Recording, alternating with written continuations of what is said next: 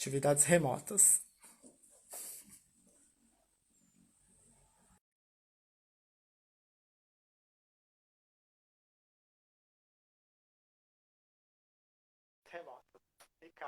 Oi, voltei. Caiu. Caí. Não, sei lá, congelou tudo aqui. Foi, caiu aqui também. Tá. Tá me vendo? Sim. Tá. O que eu estava falando? Onde é que eu... Das produções com famílias nucleares. Quantas produções, quantas obras você consegue lembrar que falem de famílias não nucleares? Não nucleares. Né? É muito difícil você... E a gente sabe, a gente aprende. E a gente aprende que... aí não sei se a Marta está assistindo a gente, tá? Só para lembrar. Oi, Inocência.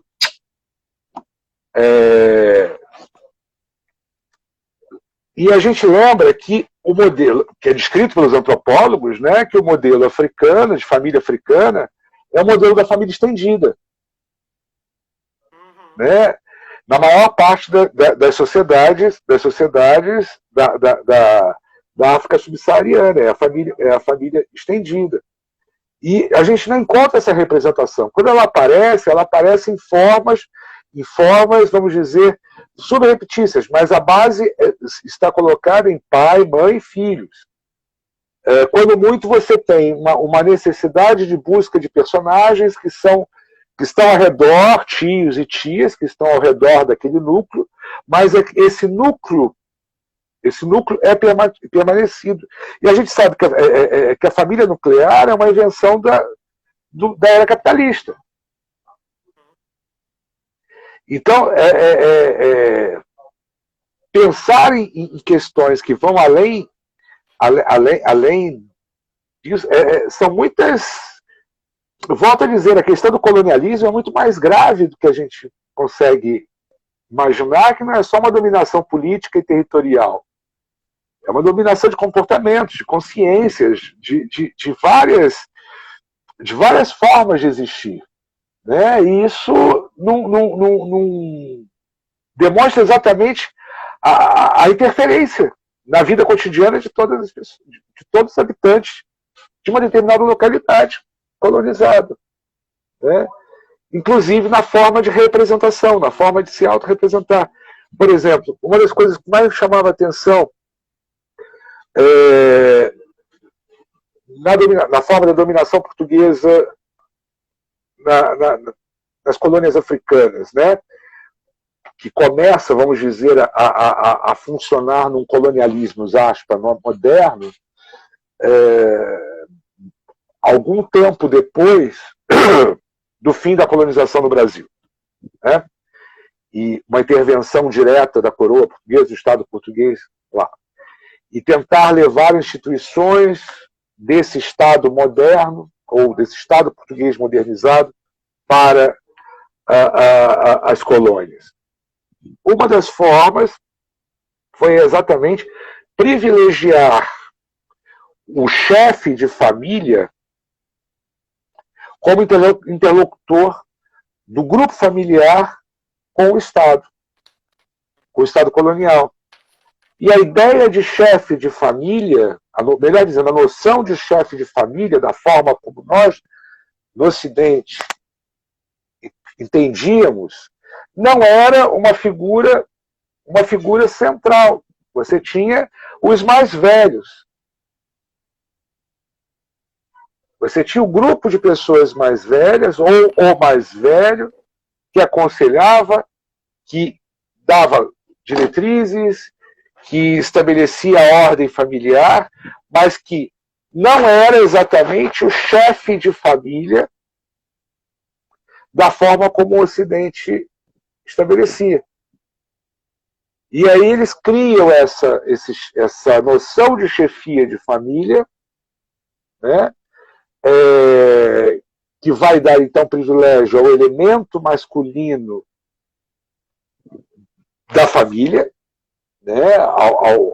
No caso, ao pai, ao elemento masculino da família, né?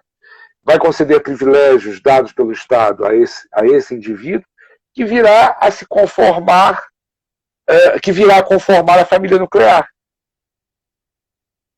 que vai exigir que ele se conforme numa família nuclear. Caramba, isso muda as relações entre as pessoas, muda as relações. Muda a relação entre as pessoas. Tem gente que está vendo ainda congelado. Não, mas muda as... deve ser a internet, pessoal. Na verdade, a internet está ruim no mundo inteiro. Tá ruim para todo lado. Tá ruim. É o horário, sabe, Silvinho? Todo mundo faz live essa hora e acontece isso, né? Você olha lá no Instagram, tem milhões de lives acontecendo agora, né? É isso. Bom, pessoal, se alguém tiver alguma pergunta, pode escrever no comentário.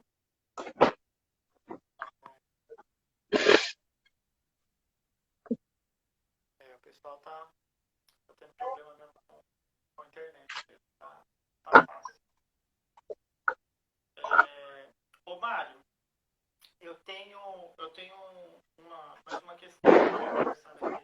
Estava conversando aqui com o Tarcísio, meu marido, e existe, às vezes a gente cai assim num perigo, eu não sei se é um perigo, isso é só uma reflexão assim, de que colonialismo levou. Meu áudio tá me ouvindo? Tá ruim, tá ruim. Tá ruim? E agora? Tá ouvindo? É Tá ruim? um pouquinho melhor. A gente não sei como fazer ficar alto, senão eu começo a gritar. E eu já tenho fama nesse prédio. Fama de barraqueiro. Bom, vamos lá então. Vou tentar falar o mais próximo aqui do microfone. Certo? Bom, então existe uma ideia de que o colonialismo levou, assim, se parece com certas falas, de que o colonialismo levou a mentalidade patriarcal para a África. Mas, né, a gente sabe que patriarcado existe desde que o mundo é mundo, numa ideia, obviamente, dentro de um pensamento filosófico ocidental, claro, né, de que existe desde que o mundo é o mundo. Mas nós estaríamos assim corretos em defender essa ideia de que antes do português, antes do inglês, antes dos franceses, a coisa era extremamente... havia uma igualdade, né, de gênero. Não. Ou o colonialismo só reforçou certas ideias que já existiam. Vamos lá. Vamos lá se eu consigo explicar isso sem entrar em muitos detalhes. É a mesma questão, né, de quando a gente fala, mas muita gente fala, mas antes não foram os europeus que inventaram a escravidão. A escravidão já existia na África. Tá, mas nenhum povo africano universalizou aquela forma de escravidão como os europeus universalizaram. Nenhum povo africano destruiu sociedades inteiras através da escravidão. Né? Então, a questão que a gente tem que lembrar é a violência colonial. O colonialismo só existe por violência. Então, existe a violência colonial. E a violência colonial, ela se dá por uma intervenção profunda, numa sociedade já estabelecida. E que, claro, por existir determinadas estruturas próximas, no caso, um patriarcado, esse patriarcado vai subsistir. Por exemplo, é claro que, em momento algum, a gente tem que estabelecer também um juízo absoluto de que qualquer interferência colonial possa ter sido prejudicial ou profundamente malévola para os povos colonizados. Por exemplo, a gente sabe da tradição que existe em vários povos africanos da extirpação do clitóris feminino. Né? E isso é uma questão muito séria. É uma questão muito séria. E isso acontecia basicamente em povos que foram colonizados por ingleses.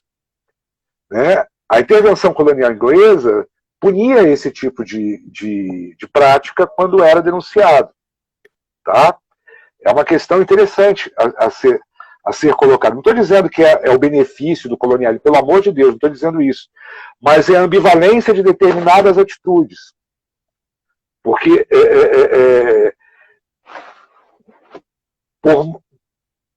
em determinadas sociedades, por mais que a gente, diante de determinadas sociedades, por mais que nós consideremos a condição subalterna feminina na sociedade ocidental, essa condição subalterna feminina na sociedade ocidental era superior à condição subalterna feminina em determinadas sociedades africanas e asiáticas.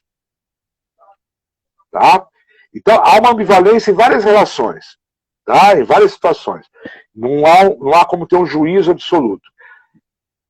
Da mesma maneira acontece com o patriarcado. Havia um patriarcado? Sim, havia patriarcado. Mas não nos moldes em que nós encontramos nas sociedades europeias e ocidentais. Tá? Há um protagonismo feminino em vários níveis, né? Em várias condições, em várias situações, que relativizam o protagonismo masculino. E de forma, ou seja, a gente tem que lembrar uma coisa. Sim, há patriarcado em toda parte, mas o patriarcado não é a mesma coisa em todo lugar. Podem existir instituições, práticas, comportamentos que impedem a ação do patriarca, que impedem a ação ou o reconhecimento desse homem na condição de patriarca, tal qual a gente entende patriarca. E isso é importante. Nenhuma sociedade é perfeita. Mas ela possui nuances, mas elas possuíam nuances anteriores. Volto ao exemplo da Rainha Ginga. Ela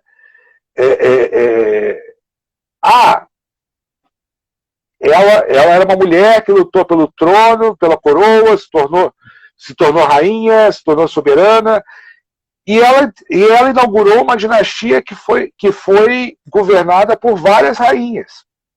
E havia uma tradição entre os povos daquela região, que era o antigo reino do Congo, de possuir mulheres como soberanas.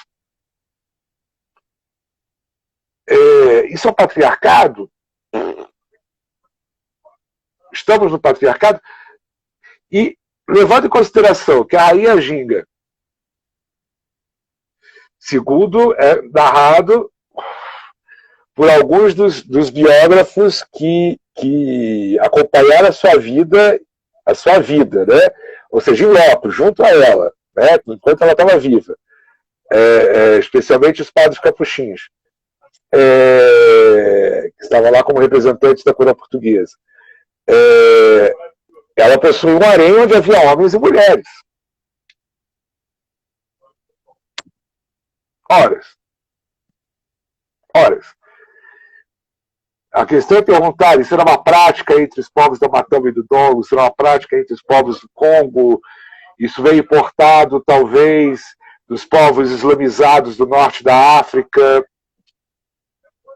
Mas ela era uma mulher que possuía um harém com homens e mulheres. Pelo menos é o que está narrado, né, em documentos do século XVII. Caramba. O que é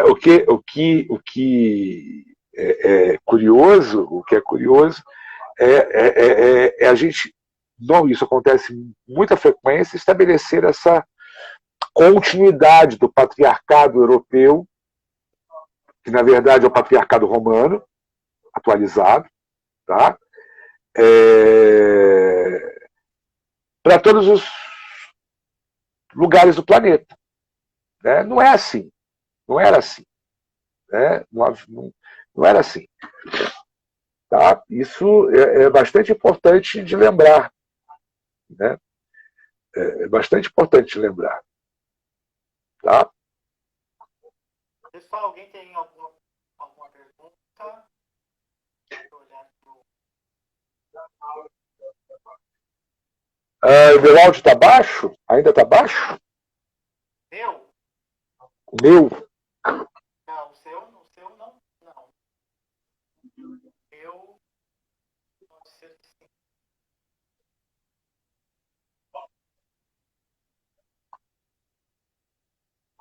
Então...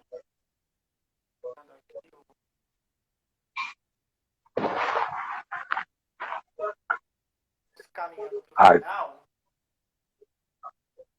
Mário, para quem então se interessa pelo tema, você poderia elencar algumas referências? Olha, para quem se interessa pelo tema, procura material teórico, né? Aquela coletânea organizada pelas professoras da Unilab, que eu tenho em algum lugar, em papel, mas eu não tenho a menor ideia. A minha biblioteca está uma confusão dos diabos, eu não acho nada, ela foi trocada de lugar nas últimas semanas, então eu não tenho a menor ideia de onde estão os meus livros, ou em qual prateleira está. Portanto, está um pouco confuso. Mas aquela coletânea das professoras lá da Unilab, eu acho que é um bom começo. O Queer Africa é um bom começo. Material que aparece na literatura cabo-verdiana. Né? O Eber Rocha ele traz bastante coisas, né? Não só no Marginais, mas nos outros livros dele. É um autor que dá sempre atenção. Talvez Marginais seja onde ele dá protagonismo a personagens, vamos dizer, sexualmente desviantes. Né? Fernando Monteiro. E assim, procurar. Fora do livro físico. Fora da forma livro. Tá? Uma boa dica, né, é procurar a Associação Gay e Lésbica de Cabo Verde, a Associação Lambda de Moçambique. Eu não tenho notícia de nada parecido em Angola, tá? Muito menos em São Tomé e Príncipe, ou na Guiné, mas é um material interessante, são grupos interessantes para serem procurados. Tá? Eles podem dar boas dicas.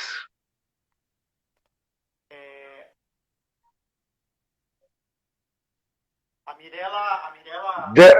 Eu acabei de ler o comentário da Débora. Débora, é exatamente isso, Débora. A socialização por gênero se deu da mesma maneira. Né? A instituição do patriarcado se dá da mesma maneira. Desse patriarcado, né? Na forma europeia, se dá da mesma maneira. Tá? Desculpe sempre. A Mirella está interessada em referências da rainha. Da Rainha Ginga? Olha, o que você quer como referência?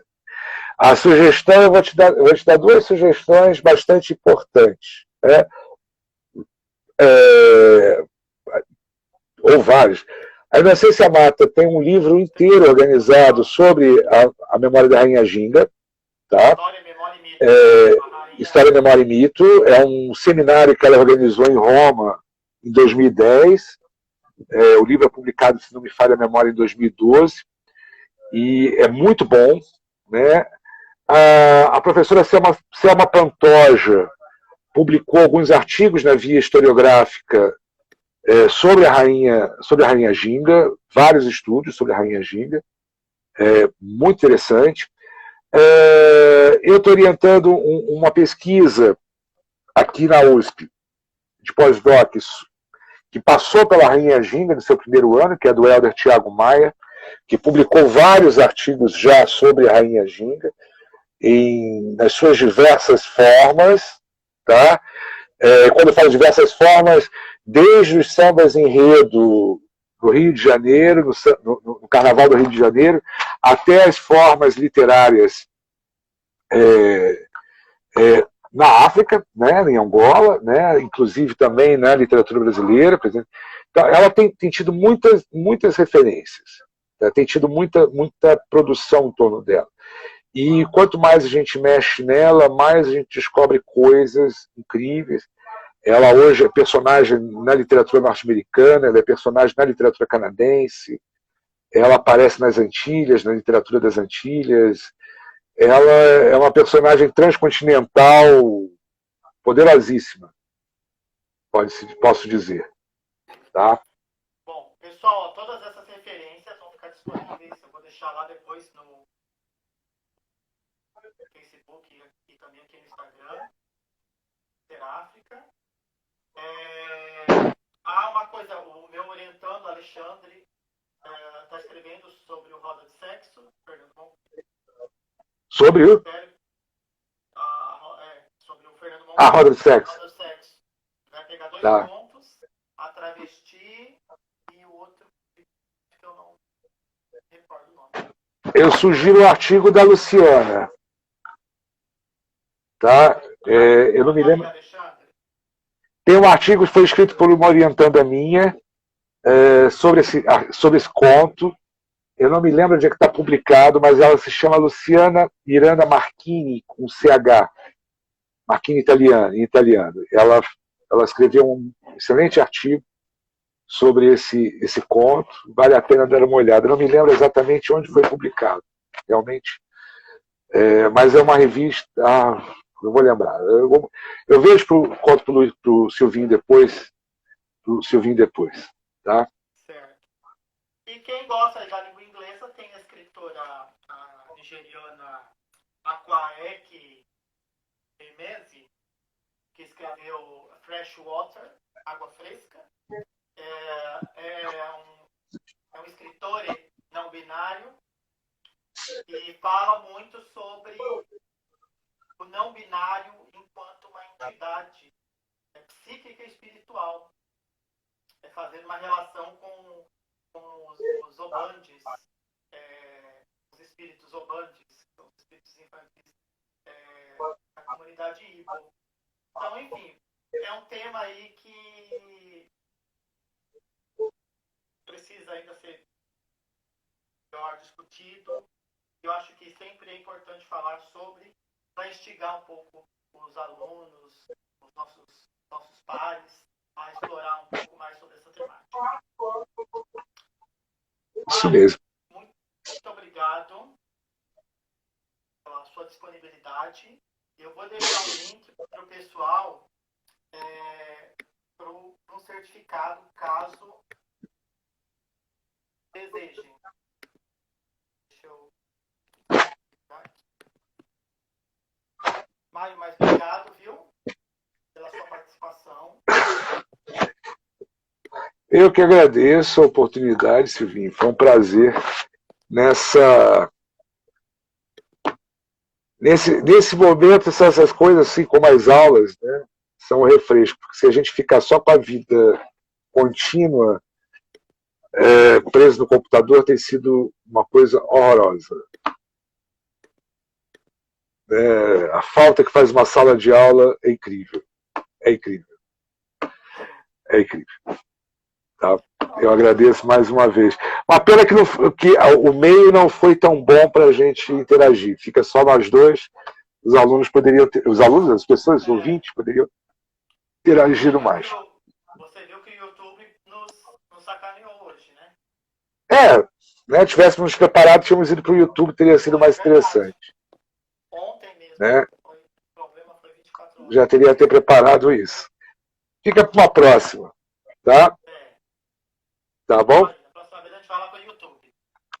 Tá certo. Então, pessoal, obrigado, Mário. Dia 19 às 19 horas, professor Sábio Fonseca vai falar um pouco sobre a Paulina Chiziane. todos vocês.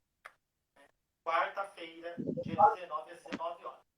Tchau, obrigado, pessoal. Tchau, queridos. Um abraço. Um abraço a todos. Obrigado pela atenção. Professores.